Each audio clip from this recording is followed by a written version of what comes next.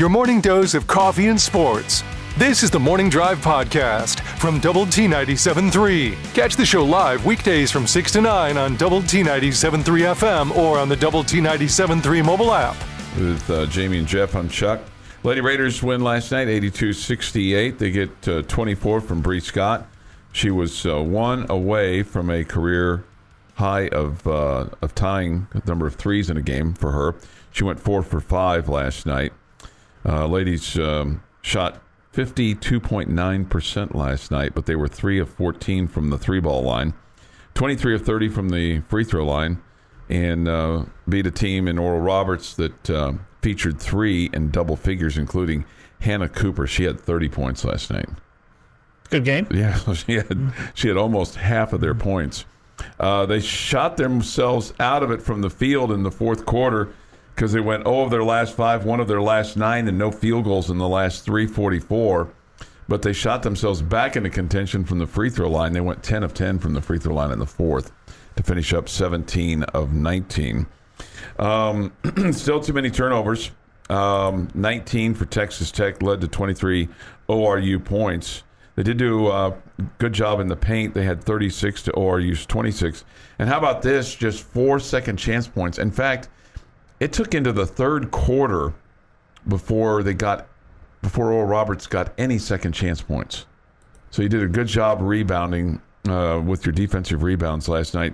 They had 29 defensive rebounds. Oral Roberts with just 7 offensive rebounds last night. So they move their record to 8 and to 9-1 in the season, and have now won 8 straight.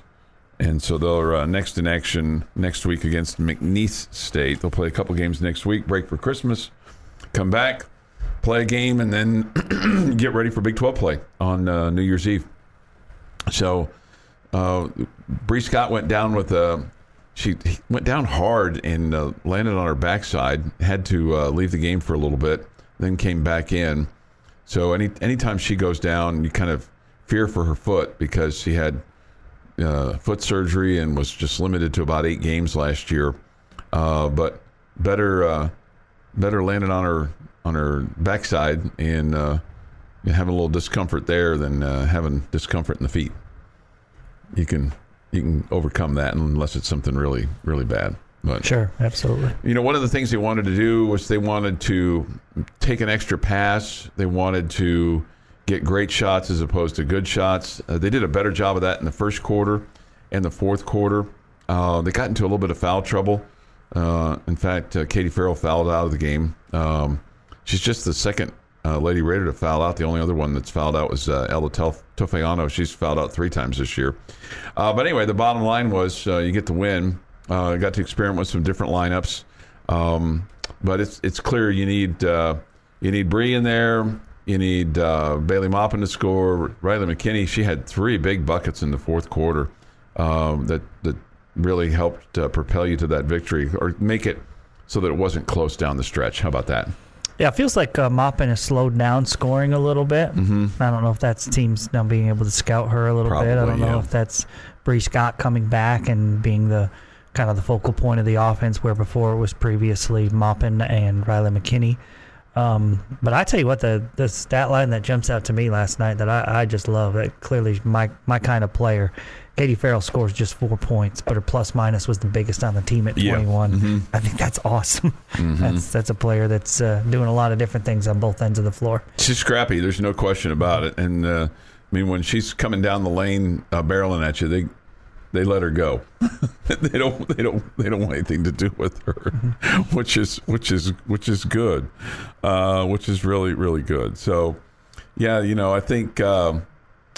Like you said, Bailey's slowing down just a little bit. She was 0 for 3 last night from beyond the arc, 3 of 6 from the field. But, they have others to kind of pick up the pace. I'll tell you, one thing that was really, really cool was at the end of the first quarter, Kyla Freelon gets put into the game. There's 1 second left. Lady Raiders have the ball right in front of the Oral Roberts bench. So they're at the south end of the arena.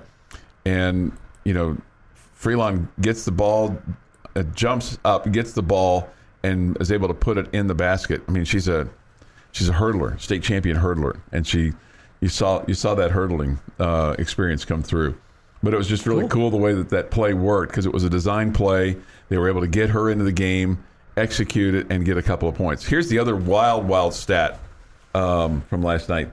Lady Raiders scored the first 4 points of each quarter last night. Okay. Good start. So anyway, just kind of a little tidbit for you up there. 6:37 this morning here on the Morning Drive. Red Raiders are next in action on Saturday against Jackson State. 2 o'clock the coverage, 3 o'clock the tip time from Houston. So it'll be interesting to see how everybody comes together. Play as one. Let's see. Play hard, play fast, play together, right? That's the mantra? Yes. Depending on who the coach is. I mean, no matter who the coach is, I guess I should say. No matter who the coach is. Yates Flooring Center chat line is open. Go to doublet973.com for that, or the mobile app. The Double T 97.3 mobile app is presented by Happy State Bank. This lesson: don't get emotionally attached to any of our teams or players. My interest is pretty much gone. I'll check the scores, and that's about it. This: if I pay big NIL money for a player, do I get to mandate he will play no matter what? I don't know. This: I hope Tech repos Aimaq's boot. Well, I mean, you don't get to make the decision as when the coach puts him in the game and when. So, to say when he will play no matter what, you don't get to make that decision, right? Yeah. Yeah. I don't think you get to. I mean, if you wanted to, and I wonder if this will happen at some point, if you wanted to say, I'll sign you to this NIL deal, you have to finish the entire year with the team, and or maybe you put stipulations in there. If you leave, the money goes back. Yeah. This is contingent on you staying with this particular team or program. Standard employment contract, in other words. For the full year, or maybe your entire career, whatever. I don't know. Do you think Aimaq looked at this team and went, hey, man, I don't know if this team's going to be any good. I'm looking down the road here. Maybe there's another team that is going to go further in the tournament that I could help a little bit more. My guess is that's not it. I mean, because he would have been a big factor for the team, in my opinion. Okay. No, I don't. I think it's more that he wasn't enjoying his time for whatever reason, whether he didn't get along with the staff or his teammates. I don't know. Okay. Your morning blend of sports. K-State is coming off a big win over Oklahoma. Of course, the Red Raiders off their 37-34 overtime win over number 22 Texas. And humor. Sure to tell them that. You suggested that. And, of course, that got a big laugh. This is the Morning Drive Podcast from Double T 97.3. Catch the show live weekdays from 6 to 9 on Double T 97.3 FM or on the Double T 97.3 mobile app. Time for this day in sports history. Today is December 15th, 2022. Jolly old man's revving up the ride, getting ready to get out there and spread the joy and cheer and gifts amongst them. And with some of that joy and cheer to spread amongst you is Jeff McGuire. Gonna start in 1933. Okay. Baseball owners agree to ban Sunday doubleheaders until after June 15th. I wonder why. We talked about this one before, it feels like, trying to figure out what the reason was. Probably a year ago was when we talked about it, if I had to guess. I think it was more like, I don't know, 365 days ago. Yeah. 1946, the National Football League Championship took place at the Polo Grounds. Chicago Bears beat the Giants 24-14. Record attendance of 58,348 at the final NFL title game played at the Polo Grounds. 1973, Tennessee beats Temple 11-6 in a low-scoring NCAA basketball game. I was wondering what sport. Yeah. That's the old four corners. Dean Smith, hold on to the ball. I mean, I realize he wasn't the coach there, but... At Tennessee or Temple. No, I get it, but I mean, that's what they did. I mean, that's what teams did. They just get out there and hold the basketball. Can you imagine being the play-by-play guy in an 11-6 game? That would drive me nuts. I've done high school games before where teams have held the ball for the whole quarter. Yeah, because there's no shot clock in high school basketball, and the team that was a little bit, say, less athletic, probably the underdog, right, against the much more athletic team, and they had a 4-point lead going into the second half, and they got the ball to start the third quarter, and they just ran out the entire third quarter.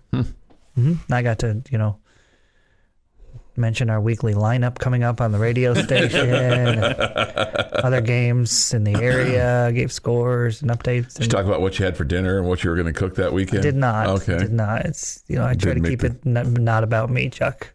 And so, and then every once in a while I go, yeah, he's still holding at the half-court stripe. Coming up Monday at 2, we'll have the Rush Limbaugh show. Yep, he's still holding. Yep. 1980, Jamie Lent was a very happy kid. New York Yankee Dave Winfield becomes the highest paid baseball player. 10 years, $15 million. Woo-woo. Wow. 1.5. Let's go, Big Dave. 1982, 3 Kansas City Royals, Willie Wilson, Willie Aikens, and Jerry Martin, are suspended due to cocaine usage. Yeah, that's a bad high for those 3. Willie Wilson would actually come back and play again. I don't know what I'm more surprised at. The fact that it was 3 Kansas City Royals, or it was just 3 players that happened to be on the Kansas City Royals back in the 80s. I was surprised that in any grouping of 3 people in the history of the world, 2 of them were named Willie. That's what I was surprised about. Willie Mays Aikens. 1997, San Francisco 49ers retire Joe Montana's number 16. Seems like a pretty good idea. I might have to pull it out of the rafters now. I mean, I just saw that Brock Purdy's questionable for tonight. I mean, who else do they have to play quarterback? I mean, that's their 3rd string guy, right? Mm-hmm. Going to their 4th one. Man, they've got some Texas Tech luck over there in San Francisco. The speculation is that Tom Brady wants to play for the San Francisco 49ers. Oh, yeah. Yeah. I thought he did last weekend. He was one of their best players. Well, I think that was the beginning of the recruitment of those guys saying, see how well I can throw the ball to you? Yeah. 2008 in the 74th Heisman Trophy ceremony. The winner, Sam Bradford from Oklahoma. 2019, Raiders play their final NFL game in Oakland, conceding 17 unanswered second-half points to go down 20-16 to the Jacksonville Jaguars. The team would to play out the rest of the season in Las Vegas in 2020. It is National Gingerbread Latte Day. Oh, I'm out. It's also National Lemon Cupcake Day. I'll do a little of that. If I were to ask you from the Red Raider basketball team in the last 10 years, who has the smoothest shot? Men's team. I'd go with Moretti. That's a good answer, too. Unfortunately, not Moretti's birthday today. It is Justin Gray's birthday today, who turns 27. Justin was interesting because Justin was one of the... I kind of feel like rare shooters. You could disagree with me here, Chuck. That was better shooting the ball off the dribble than he was just catch and shoot. And then that always amazed me. Yeah, he's spotting up. It didn't feel like I was nearly as confident as if he just, one hard dribble pull up, boom. That's my kid's game, too. She's way better off the dribble than just spotting up. Happy birthday to Don Johnson, who's 72. Rodney Harrison is 50. Jim Leland, 78. Art Howe, 76. And Mo Vaughn is 55. Oh, man, that's a good name from the past. That was a big boy.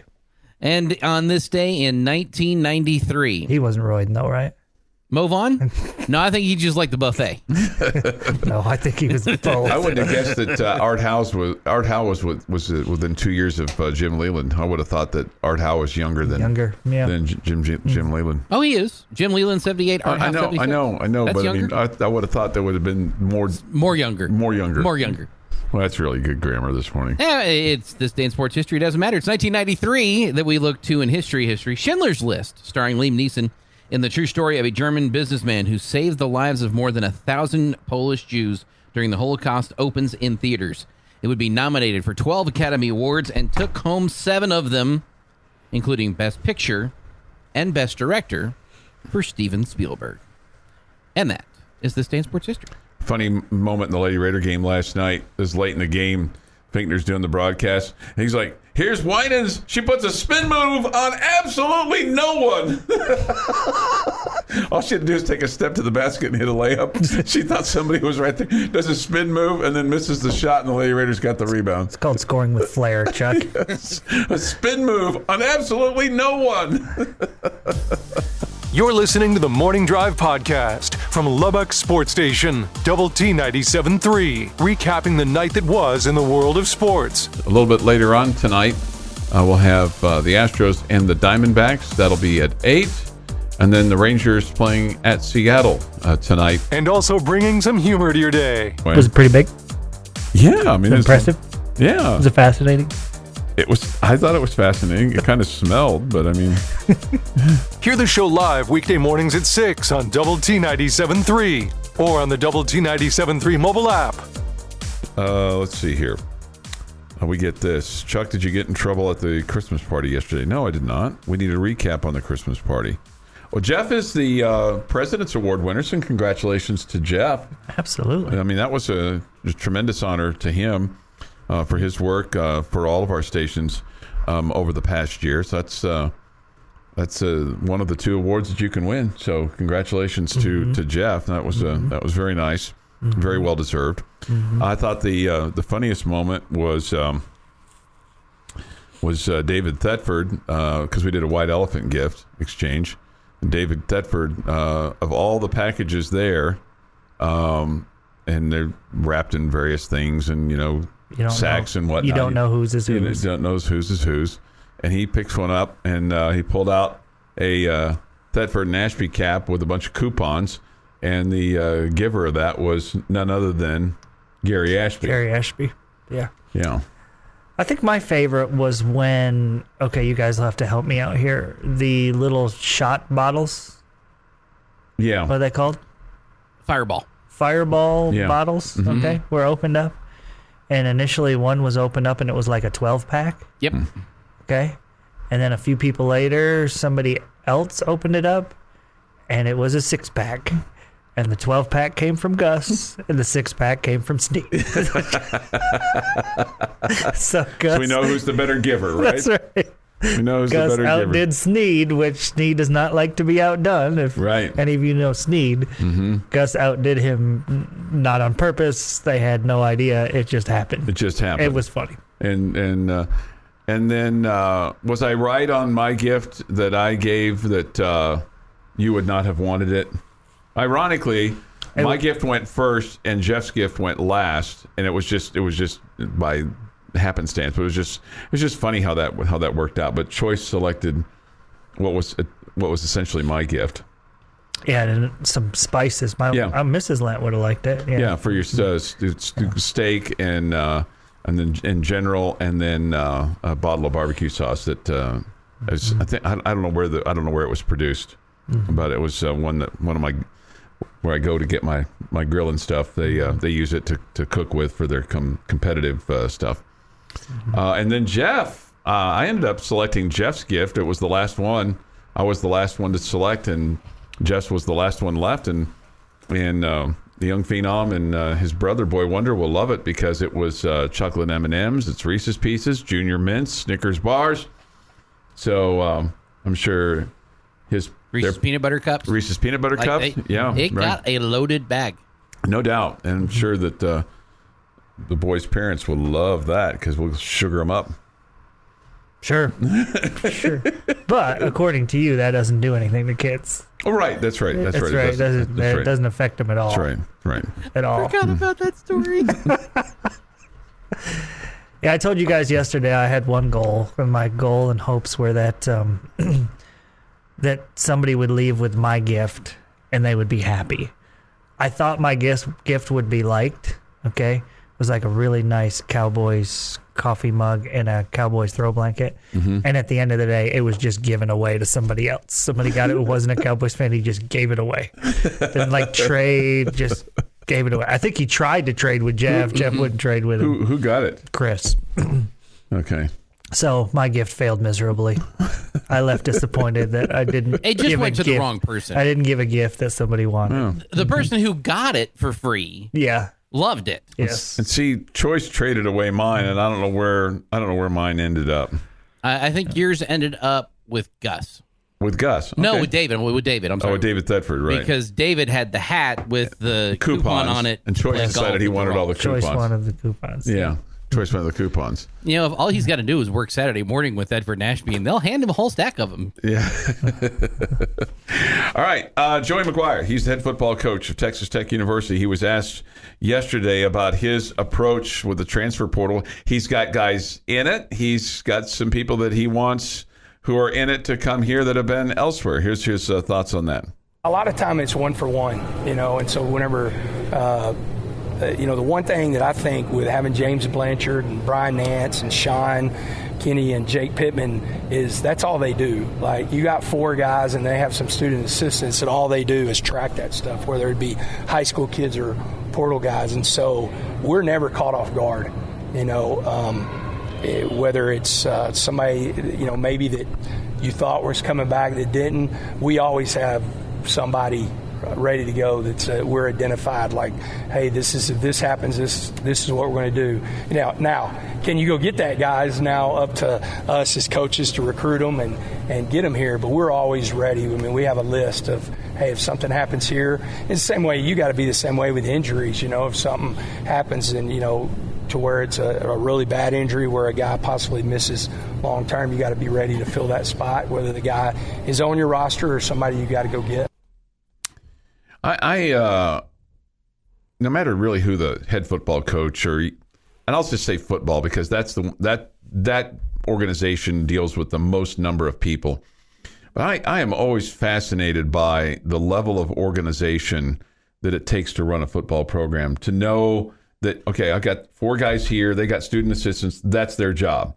It's our job as coaches to go get them. And then they've got to design defenses and offenses and special team plays. And they've got to keep, it's just this big, huge machine that just runs every single day, 365 days, 24 hours a day. And on one hand, you have to have great, I think, organizational skills, but I think you have to have great delegation skills. And then I think you have to have great skills in terms of selecting the right people to put in those slots. But I'm always amazed at I'm just thinking, going like, how does he get everything done? Well, he doesn't get everything done. He's got a mass number of people to get it done. But still, you have to be organized to do that. At the beginning of the year, when they take that picture and like on the different levels, like bleachers and staff and it's like 50 people. Now you know how to get that done. Well, yeah, no, I know, but a lot of them for football. But it still takes somebody at the head of the snake, to make it all happen. Sure. But I might be alone on that. I'm just fascinated. Well, it's just part of the deal. They have to be good at a lot of different things. It's not just about coaching football. Yeah, and when to call timeout and stuff like that. And should we kick a field goal? Go for it on fourth down. Go for it on fourth down. Or punt. Yeah. Here's Coach McGuire with his thoughts on the status for Sir Roderick Thompson and Baron Morton. 100%. Both of them are in great shape. As far as physically, both of them was at ankles. So Roderick ran last week whenever the vets conditioned. He was full speed today. Same thing with Baron. In fact, Baron pulled one down during team compete and looked really good running. I was like, "You feel a lot better, don't you?" He said, "Yeah, I feel a lot better." So he's getting closer and closer. I'd say he's probably about 90% as far as running, but ready to go. So it's good to have. That could be interesting once it gets to bowl time. Because you're less than 2 weeks away, so you would think that he'd be healthier and healthier as you get closer to it. If something happens to Shuck or if something falters, or do we see Baron Morton in some packages against Ole Miss? Maybe. I wouldn't guess so, though. I feel like And Tyler's shown that he can run the football in some situations as well. So it's not like he's an immobile quarterback. He's not Donovan with his power running ability, but I don't know that Barron gives you so much more than Shuck does. Okay. And it'll be interesting to see if Shuck decides to come back next year. I think I don't know if he's going to announce anything or if he's just going to come back, but I mean, he could go in or he could come back. Presumably, I'm guessing he would be back next year. Now, does he come back to Texas Tech? That's another question. Yeah, I don't think he'll be back next year at Texas Tech. Okay. Getting your sports day started the right way. This is the Morning Drive Podcast from Double T 97.3, breaking down the biggest games. If Texas Tech does not win the Big 12 football conference, who are you rooting for to win the conference if Tech does not win it this year? Well, busting some chops along the way. I hold back on sending you stuff. I mean, I'm very, very, very judicious. We spend 3 hours a day, 5 days a week together. Why would we need to communicate during the weekends? Right, Save it for the show. We do. We save it for the show. Tune into the Morning Drive live weekdays from 6 to 9 on Lubbock Sports Station, Double T 97.3. Jamie's question of the day on Double T 97.3 is presented by Bizarre Solutions. Call them today for a free cybersecurity audit. All right, my question for today, considering yesterday's news of Fardaws Aimaq announcing he is leaving the program, and you now know your roster is what it is, you are who you are, where do you think the Red Raiders will finish the season in Big 12 play? Where in the standings? Okay. And where were you just before the season started? I think I was fifth before the season started. I think we were all fifth, weren't we? Yeah. Maybe Jeff said fifth or sixth. Somewhere between like 4 or 5 or 6 is where like that group is where I had him at the beginning of the season because I thought that group was behind the top 3 but ahead of the bottom 4. I don't know that I feel that way anymore. Yeah, right. No question. You know, it's almost like, okay, well, not to be just, a total Richard, but man, who can you beat? It feels like everybody's improved, right? It's like it's Big 12. It's been that way for a while. Yeah, no, it has. You're right. It's not new. No, it's not. There's a part of me that wonders, with what transpired down in Austin, how does that team, respond? Obviously, it's a top 10 team right now. Is that a team that's now galvanized and comes together, or is that a team that splits a little bit? My guess is it's going to be a team that is galvanized and comes together, because that now they're all on the same page. All right. So everybody's above 500 right now. So I think you'll finish above Oklahoma State. I'm going to put you at 7th. I think you slipped to 7th. Okay. Yeah, I would put you above Iowa State too at this point. But it's a lot closer to that than the other end where I thought you were at the beginning of the year. I'm going to go 8th. I think right now with this roster, Oklahoma State is clearly the 10 team. Mm-hmm. It might be a tie for 8th with Oklahoma because I feel about the same with OU. So I think you're dropping back to about 8th. For the last few weeks, you've struggled, and I've continued to say, but hey, you're going to add to the mix. One of the biggest transfers in the country, guy that was Conference Player of the Year a couple years ago, was going to help you at both ends of the floor. 14 rebounds a game. I mean, that was going to be massive. 18 points a game. I mean, like I said, both ends of the floor, he was going to be a big factor. Yeah, that guy's not coming. He's not walking through that door. So who would you have below Texas Tech then? The 2 Oklahoma schools. 2 Oklahoma schools. Okay. Yeah, man, that would be a failure season. But I mean, you also look at this and go, okay, understandable with the losses that you have, but then you got to figure out, okay, well, what transpired inside that building with those relationships that led to, was there a common denominator in terms of why McCullough left, why Shannon left, why Aimaq left? So let me read you this tweet from Fran Fraschilla yesterday afternoon. Came out, I think, at about 6 o'clock yesterday afternoon. I think the news about Aimaq broke at 1:30 or 2 o'clock or something like that. I have no idea if this was what Fran Fraschilla is referring to or not. We just know that it came out a few hours after Aimaq announced he was leaving. Here's what Fran Fraschilla tweeted yesterday. I am hearing that some talented college teams are starting to crack because of NIL payments not being made on time, NIL promises not kept, or jealousy among teammates. Not a value judgment on NIL, it's just human nature. The new normal.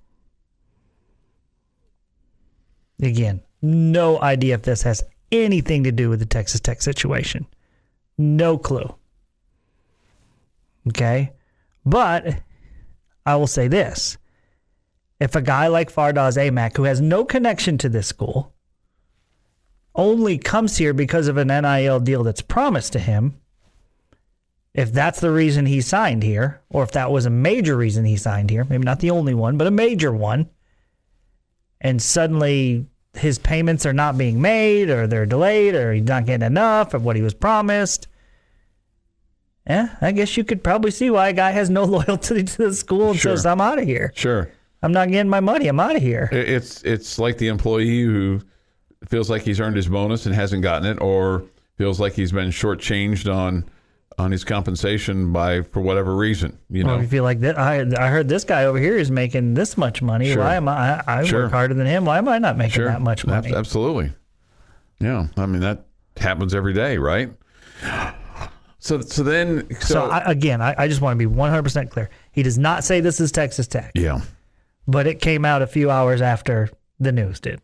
So maybe it is. Maybe it's a little bit about it. Maybe it's 100 programs across the country. Maybe it's a program on the West Coast. I don't know. But we know he covers the Big 12. We know he has a relationship with Mark Adams. Yeah, extremely close, right? Yes. And that came out yesterday afternoon. Yeah. Yeah. So, I mean, and the university per se isn't responsible for the NIL payments. NIL payments. No, there's no per se about it. They can't be. Then that would be would be illegal. The reason I'm saying that is because you've got these, these end of semester payments at the university in this, this makeup of cost of student living and all this other stuff. Oh, and they also can give them extra money for good grades and all that. Yeah. But those are completely different deals compared to this. Than the NIL, right? I mean, he's talking about NIL. Yeah. So I don't know if, as you move forward, if you should make the university, if you do that, then it's just basically, it's professional sports. We're almost there anyway. Yeah, pretty much. Pretty much. Yeah. All right, more on this at 8 o'clock. Boom, Boom, Boom is next at 7:45.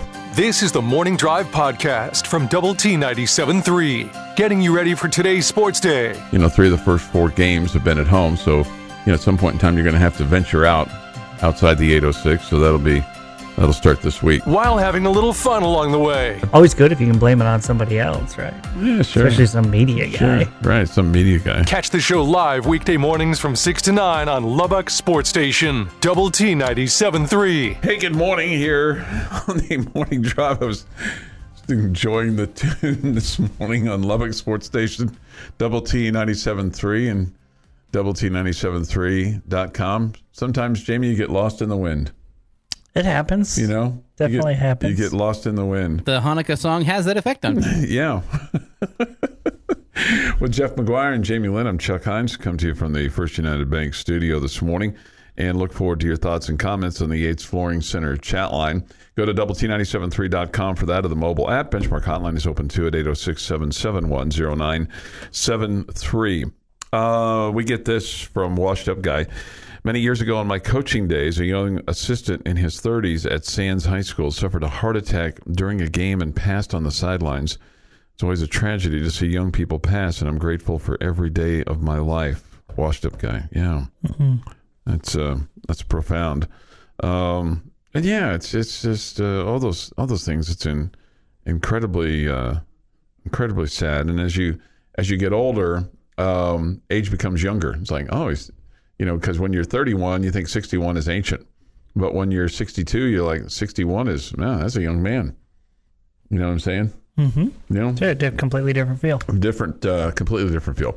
We'll have Lady Raider basketball with Krista Gerlich on the air tonight at 6. That'll be here on Double T 97.3 as Coach Gerlich will visit about her team and what's ahead in terms of Big 12 play and how they get ready for that and how they kind of take a look at things. I can tell you, JoJo Worry, who's been sidelined with an illness, she had a health event that certainly could have been very, very threatening to her, but she is now going through individual workouts. I don't know if she's going to be able to get to a spot where they would make a decision about this year, but it's possible. But you kind of get to a certain point on those things where, okay, if it's deep into January, or if it's early February, why would you want to burn a year? You know what I'm saying? Mm-hmm. So they may get to a point where they have a decision, or they may just go, hey, we're shutting down for the year. But I don't think that decision has been made per se yet. So other than that, I think her team's pretty healthy and ready to take on the task of the Big 12. The question becomes is what lies ahead in the Big 12 conference, because it's going to be very challenging, especially as teams have gotten better around them. Also tonight, we'll have NFL football for you on the air as the San Francisco 49ers play at the Seattle Seahawks. Coverage at 6:30 today on 100.7 The Score. So we've talked quite a bit about the transfer portalness of Fardaws Aimaq. You would have to think at some point in time that there'll be more tightening of how this is going to work, right? I mean, regardless of whether it's football or basketball, the football portal is open right now, as is the basketball portal for a period of time, as we're in between semesters. And then there's another one that opens up like around May the 1st, May the 2nd for a couple of weeks after basically spring football and things end for the spring semester to give people an opportunity to move freely, it seems, about the country. But there's got to be more of a tightening of this, don't you think? Or we just continue to have this kind of Wild West that's going on here. But maybe that's the way it's just going to be. I would love to be on board with what you're saying. I don't know that you can go backwards. Mm-hmm. I don't think you have seen the NCAA or anyone else be some sort of governing body that is willing to go against the student athletes here of what they want and put rules in place that are now would go against what is allowed now. And so you're asking for something that I think is legitimately needed, but you're asking for it to go backwards. And I just, man, I don't see it happening. Yeah, no, in general, it just doesn't work, right? I mean, anytime you allow things, whether it's as a parent, you're raising your kids and you try to move the curfew back, or as a boss or an employee, the rules change at your workplace. And, whoa, wait a minute. I mean, it's just like the speed limit. I mean, the speed limit on 98th Street and other streets around town changed. And we're like, whoa, what's going on? Outrage, right? I mean, I'm probably amongst them. It's like, I remember, I didn't know that it had changed. Yeah, it's down to 45 on 98 on 98th Street, and they've been helpful with little flags over the speed limit sign, so that you can, even though they have a speed limit sign, they have a nice red flag over the speed limit sign to get your attention that there is a speed limit here. It's not just a racetrack. Think there's a strategy for that? I do. I do. I wish occasionally you would say something dumb that I could refer back to. Occasionally, goodness, I give you numerous opportunities every day. You just have to remember them. Right, I have to remember them. Yeah, that's the key. Yeah, I have to remember them. That's part of my problem. Oh, yeah. By the way, I did have a message delivered to me for you last night at the basketball game. Anne wants you to know that she hand delivered Mark Finkner and I chocolate chip cookies yesterday at the basksketball game. But she didn't give you any of the good stuff? Well, no, they were really good. I mean, she didn't hook you up with the oatmeal raisin? I think my order was for chocolate chip cookies. I am a little disappointed that Ann didn't have a bag for you to give to me. I actually thought that's what was happening. Yeah. So the fact that she wanted you to know that she did it, but didn't have any for me, almost feels like nana boo boo. I am giving these to Chuck and Fink, and you are not getting any. I'm very hurt right now by Ann. Yeah. I know a lot of Anns that hurt me, but that's another one.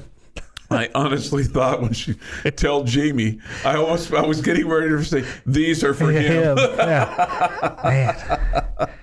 Just throwing that at me during the Christmas season.